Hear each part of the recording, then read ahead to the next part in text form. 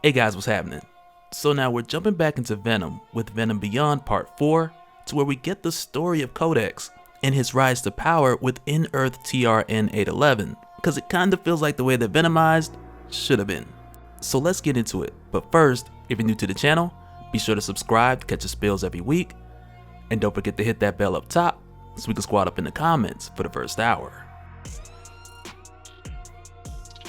Alright, so at this point we really start off with Anne, Eddie, and the others shortly after they've come to the revelation that our Eddie Brock, his son is named Dylan, just like their Codex. And from here early on it takes us into the flashback of this world when Anne had first found out she was pregnant and the first person she had told was Peter Parker. And so now early on, like immediately, this makes me think of a couple things, because on this Earth in temporary reality 811, from the origin that we're given of Anne and her getting the Venom symbiote, in her case she had gotten it directly from the church instead of Eddie, who in this case Eddie had died before becoming Venom, meaning that the symbiote's only host prior to this point, or at least to our knowledge, had only been Peter Parker, since the Eddie of this Earth had died before becoming Venom for the first time. So like it really has me thinking, like, so in the case of her having Dylan in this universe, it immediately bypasses Eddie. And because of that, like the relative connections from the previous hosts that lead up to Anne giving birth to her Dylan on Earth 811, it only includes the host properties of Peter Parker and Anne Wayne. So like right out the bat, it has me thinking that in this case, Peter Parker's the daddy. But in this flashback, we don't really get that explanation. And it's really just a moment of her opening up and letting Peter know that she knows that she's pregnant, but she's not exactly sure who the father is. But at this point with her telling Peter, which obviously is well before their world took its crazy turn, but at this point with her telling Peter, we do see that it's sometime after Eddie's death, with her symbiote transforming into its version of Agent Venom, which Anne had mentioned before was like one of the symbiote signs of preparation. But also with her even coming to Peter and having this talk, we're also shown that at some point in time, she had at least forgiven Peter to the point to where she could work with him. Because remember, when she first became Venom, she hated Peter for driving Eddie to the point of taking his own life.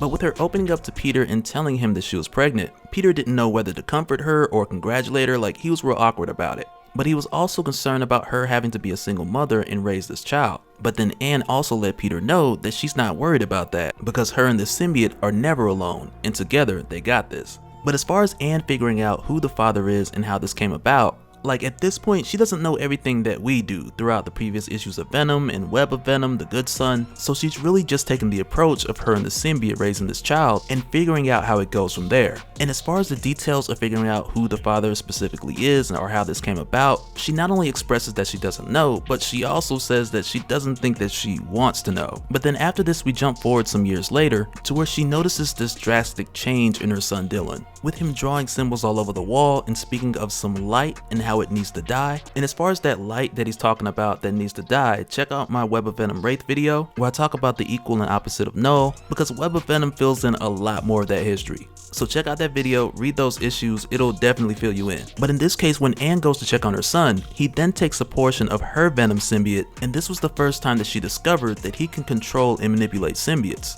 But from here we then jump forward over the course of years later to where he took that slither of the Venom symbiote and then spawned hundreds more. And Anne had tried to get like the help of Reed Richards to try to cure Dylan or bring him back, but none of it worked. And soon after that, the hundreds of symbiotes that this Dylan had made that then became thousands, and after that it wasn't long before his hive had outnumbered everyone else. And as his powers evolved, he then became a living hive mind. But unlike the Dylan that we know, her Dylan was actually able to wear symbiotes, in addition to being able to control them remotely like we've seen Eddie's son do before. But with her son bonding with symbiotes and then discarding them as his powers evolved and grew, it had eventually then come to the point of like this symbiote civil war that had only ended with him controlling everyone who wore a symbiote. And that's how her son Dylan had become the Codex that we know today. And it's here where we see Anne is telling Eddie this whole story, and you can kind of understand where her uneasiness comes from with Eddie arriving with his son, who for the most part has the same powers. So it's really like her living the experience of her son Dylan all over again. And of course when Eddie tries to console her and comfort her, it doesn't work, but then also while they're arguing, Eddie's son Dylan is standing right there. And really at this point, like Dylan couldn't have walked in at a worse time, because Anne was snapping on Eddie like, stop calling me Annie, I'm not your Annie, you're not my Eddie. And she was referring to Dylan like that thing that you brought here. And Dylan just like, look, I get it, I don't have a mom. And it's really messed up because it's like, dang, like he's right there.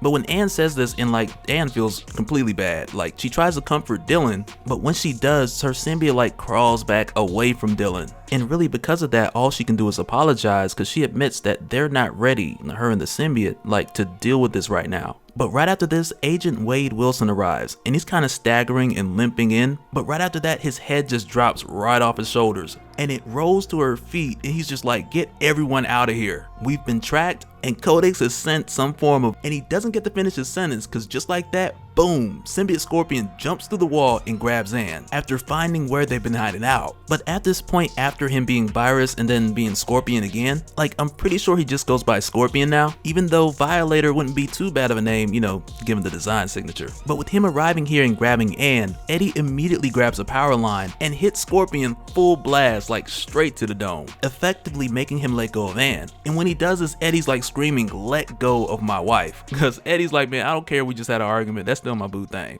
And she's like on the ground gasping for air, like, oh Eddie, that's so sweet. But it's also here where Eddie looks to Dylan and he tells him now, because with Scorpion staggered, Dylan can just destroy the symbiote and this whole thing will be over. But when Anne sees this, all she sees is her son Dylan, which immediately reminds her of the beginning of the end of her world. Because when she looks at Dylan, she sees the same symbol in his eyes that she saw in her son's eyes. And on top of that, with her knowing that he's capable of the same level of destruction, who's to say that Dylan won't just turn one day and become a second version of Codex within this reality? But after this, with Dylan effectively killing Scorpion's symbiote, Eddie then sees that this is Matt Gargan, and he pieces together that Scorpion and Virus are two and the same, with the Venom symbiote recognizing similarities between Virus and this version of Scorpion. But up until this point, Eddie didn't know why Matt Gargan hated him so much. And it's here where Mac reminds Eddie of what happened in Absolute Carnage, back when Carnage was doing the manual removal for the codices. Like, there were a lot of savage moments throughout that series, and the tie-ins. But it's here where we see that Scorpion, he has this issue to where,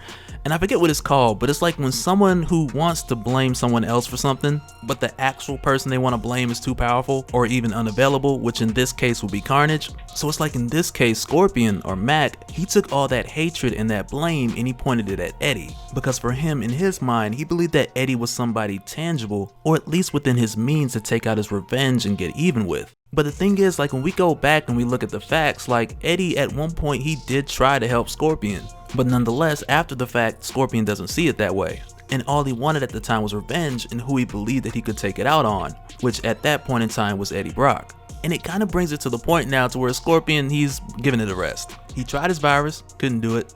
Tried again as Scorpion with the symbiote, couldn't do it. So then Eddie's like, you know what, I'm gonna make you a deal. Just tell us where we can find Codex, because the Venom symbiote could smell Codex on Scorpion's previous symbiote. So Eddie knows that Mac was with Codex prior to this point. And so because of that now, Eddie's like, look, you owe me one. I know you know where Codex is, and you're gonna take all of us to him.